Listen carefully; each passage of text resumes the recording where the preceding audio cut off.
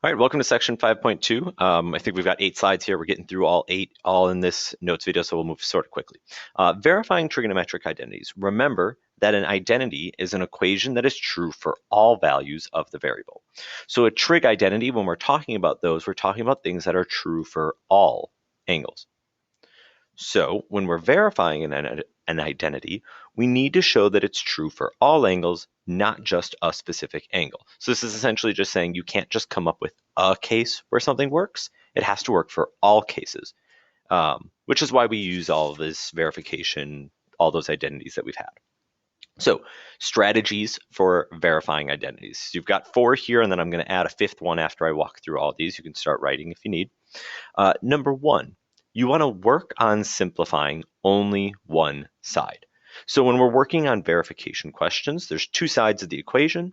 You do not touch one side. You only deal with the other side. And most of the time, what we've done and what we're going to do is usually working with the left, but you are more than welcome to work on the right. But what you want to do is choose the side that has more stuff, quote unquote stuff on it.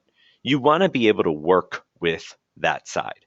So if I have something like equals cosine x, well, okay, I don't really know where that cosine x came from. There's not a lot of stuff to that. Then look at what the other side is made of. That helps sort of guide the strategy that you're going to be looking for. Looking at the number of terms or where that answer might come from.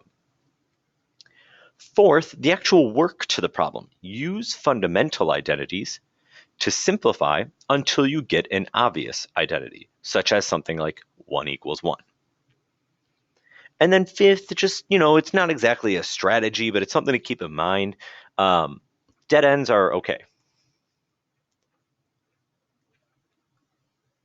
So dead ends, if I get somewhere and I have to start over, that is totally fine.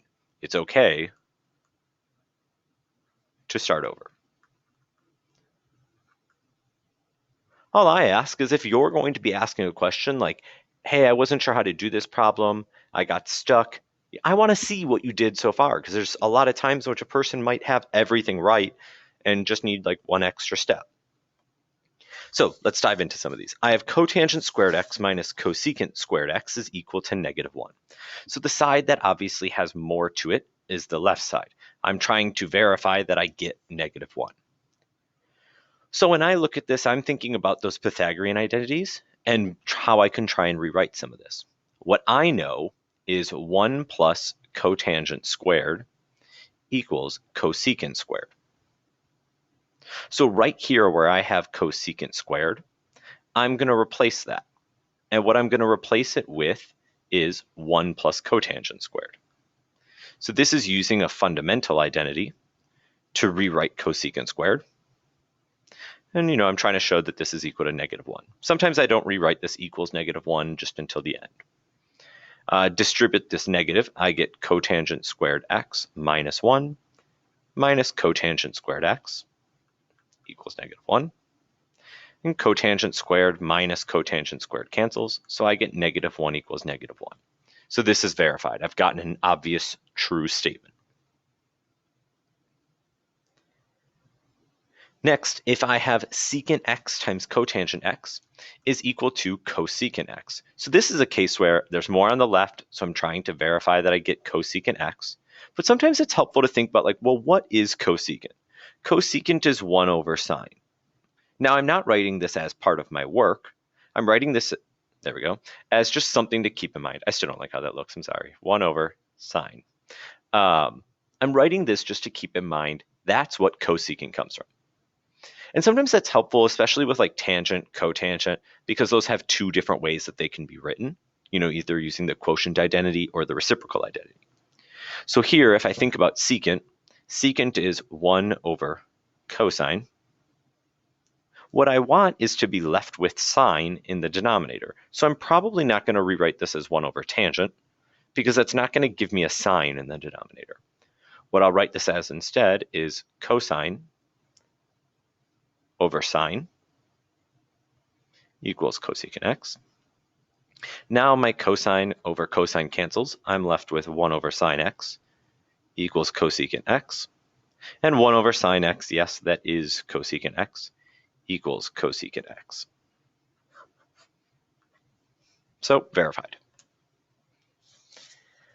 Moving along, we have cotangent squared x times secant squared x minus 1 equaling 1. So again, anytime I see these squareds, I'm trying to think about how can I integrate some Pythagorean identity. What I know from this secant squared, for instance, or even just the secant squared minus 1.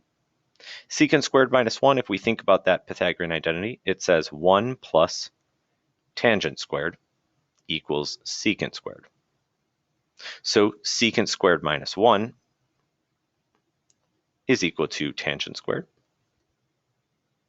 So I could rewrite this as tangent squared x times cotangent squared x equaling 1. Cotangent squared is the same thing as 1 over tangent squared.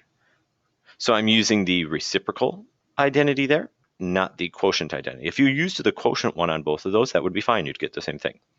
Tangent squared and tangent squared would cancel, so I get 1 equals 1. I'm just going through some more examples, cases that are helpful for you to see. 5.2 otherwise is nothing really new about it. It's just dealing with some more of the same old stuff. Maybe a little bit more difficult. This one looks interesting. So over here, I see that I have 2 things on the left, 2 things on the right. It's sort of up to you which one you're going to use personally. I'm going to work on the left. I'm pretty standard about that. I'm boring. I always pick the left, unless there's like nothing to it. So I'm going to use the idea that sine squared plus cosine squared equals 1 to allow me to rewrite cosine squared. Actually, I'm not going to rewrite cosine squared because I want cosine squared. I'm going to rewrite sine squared. If I rewrite sine squared, keep in mind that sine squared would be equal to 1 minus cosine squared.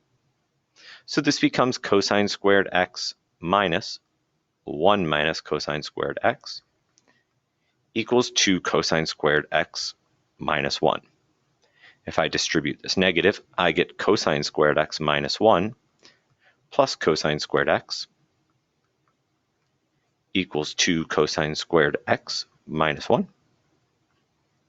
And cosine squared x plus cosine squared x gives me 2 cosine squared x minus 1 equals 2 cosine squared x minus 1. I missed that a little bit, but there's my 1, verified. So in this case, again, the reason I didn't replace cosine was because I wanted cosine in the final answer. So I replaced sine instead. All right, slide 7, we have cotangent squared x plus cosine squared x plus sine squared x equals cosecant squared x. So thinking about cosecant, well, for one, this is one term, so I have to combine everything in some way.